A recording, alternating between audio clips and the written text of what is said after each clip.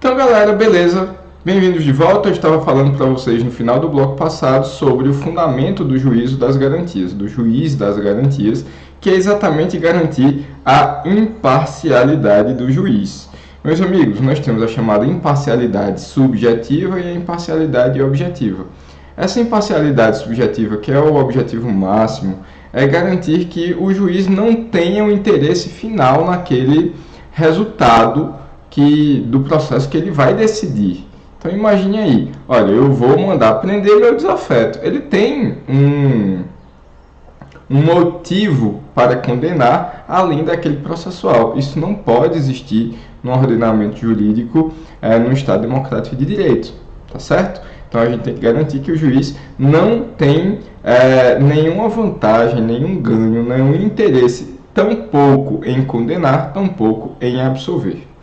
Além disso, meus amigos, hoje se fala ainda também da imparcialidade objetiva. E essa imparcialidade objetiva vai nos dar a sensação de que não basta o juiz ser imparcial.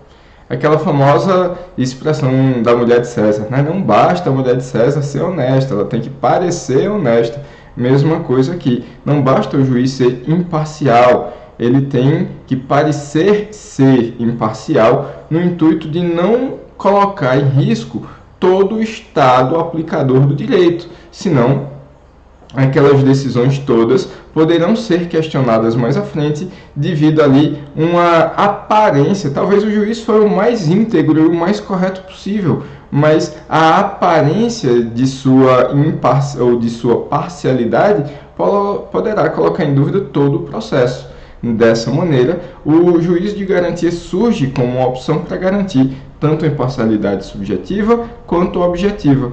E um dos fundamentos, ainda falando da imparcialidade, hoje muito na moda, é a chamada teoria da dissonância. E na teoria da dissonância, que é uma teoria não jurídica, mas uma teoria da psicologia, se fala o seguinte: olha, o ser humano tem uma tendência natural de tentar sustentar as suas decisões.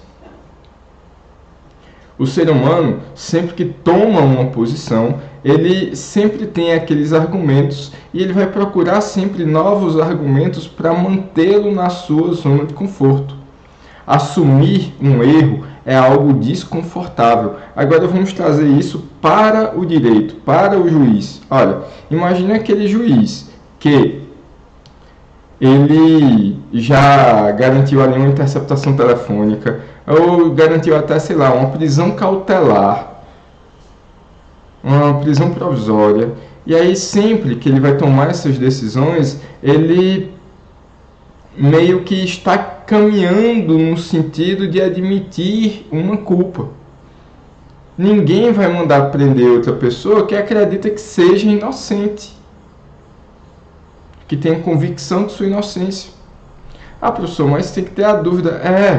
Mas entendam que em algum momento, quando o juiz vai tomar a decisão final, existe uma tendência, consciente ou não, pode ser inconsciente também, do próprio juiz de tentar se apegar a detalhes que nem estão tão bem resolvidos assim, para provar que ele não estava errado lá atrás quando tomou aquelas medidas acautelatórias. Então, nessa teoria, aplicando essa teoria ao juiz, sempre que um juiz ele vai atuar no intuito de garantir direitos à acusação, de garantir a investigação, ele acaba tomando partido, seja um partido consciente ou inconsciente. E o juiz das garantias viria suprir essa parcialidade, talvez até mesmo inconsciente do juiz. Tá bom? E aí, professor?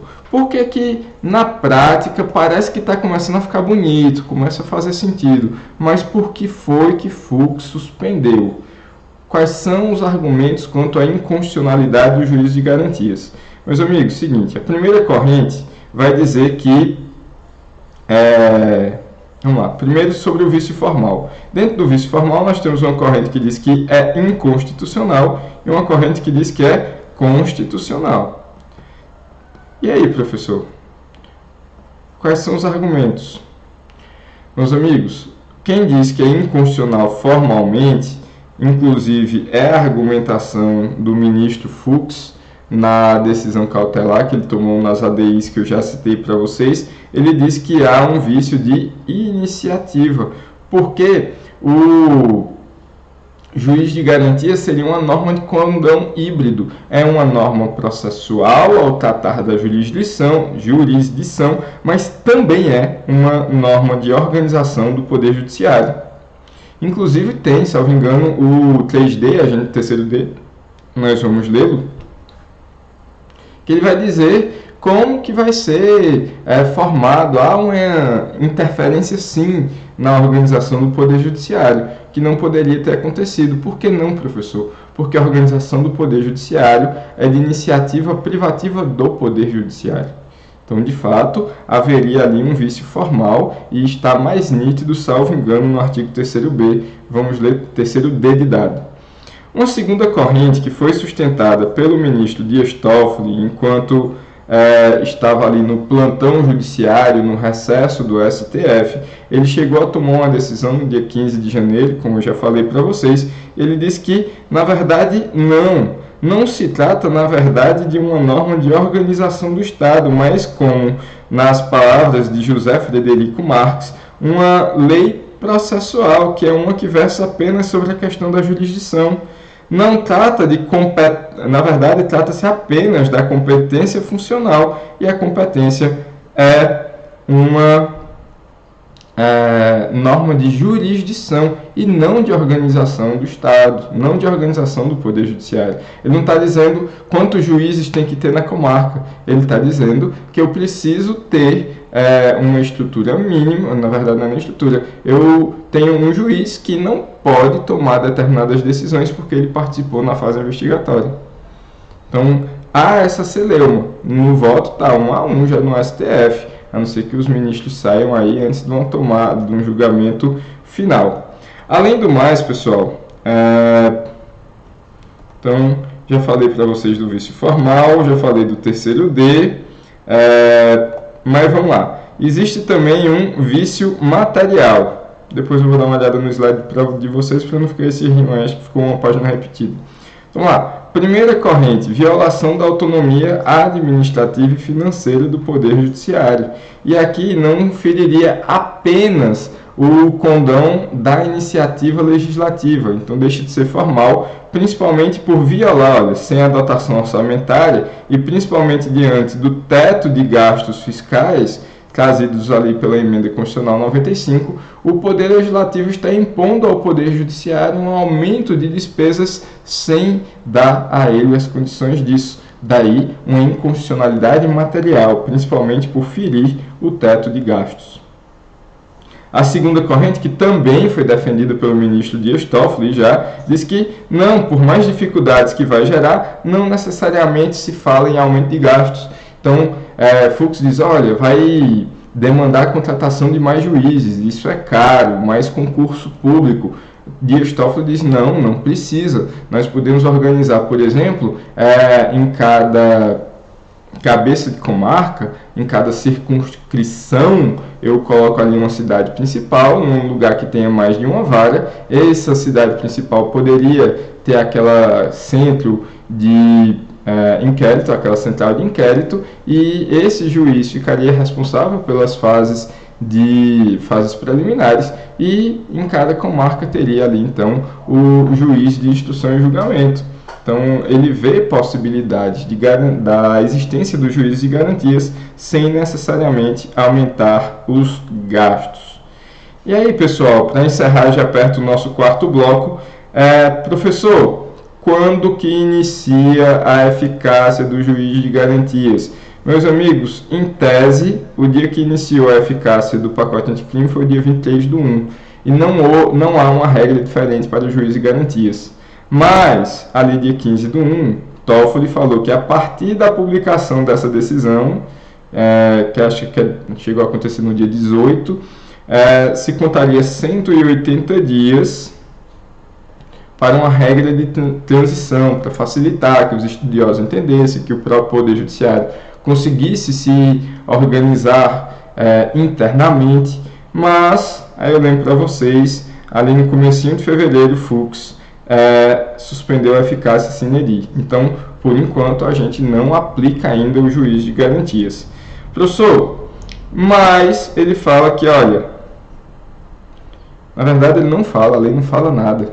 Quando é que começa a aplicar o juízo de garantias? E aí, meus amigos, como a vacatio legis foi só de 30 dias e a lei não criou uma regra de transição, entende-se que, como ele gera uma norma de competência absoluta, a norma de competência absoluta, ela, via de regra, é de eficácia retroativa. Então, se aplicaria mesmo aos feitos ainda hoje em andamento. E aí, como é que ficaria aqueles processos que o juiz já está na fase de instrução e julgamento, já tomou algumas decisões, já está na instrução do processo, mas que ele atuou antes? Seria anulado e vai começar tudo de novo? Pisada de bola do nosso legislador, que não criou uma regra de transição. Segundo o professor Renato Brasileiro, mais uma vez, ele fala o seguinte: olha, no código do novo Código de Processo Penal se dava uma garantia. Olha, aqueles inquéritos que ainda estão em investigação, mas que ainda não recebeu a queixa ou a denúncia, ok? Então, já fica prevento, aquele juiz que está participando, ele será o juiz de garantias, e um novo juiz irá julgar os feitos, será o juiz de instrução e julgamento. Agora, aqueles que já estão na instrução, já passaram da fase pré-processual e o juiz já iniciou a instrução e o julgamento, então ele seria mantido. E aí se aplicaria, provavelmente, numa segunda instância, o juiz de garantias. Tá bom? Então, pisada de bola, não tem uma regra de transição. Toffoli foi que tentou criar a regra de transição, mas, de novo, a decisão de Toffoli foi cassada, a decisão que está prevalecendo por hoje é a do Fux, e, claro, acredito eu que se um dia o STF vier a julgar, quando um dia o STF vier a julgar o juiz de garantias, ele vai ter que criar uma regra de transição. Tá bom? Pessoal, muito obrigado. Final do quarto bloco, passamos aqui 2 minutinhos. Peço que volte assim que possível para a gente terminar a aula de hoje, tá bom? Até já!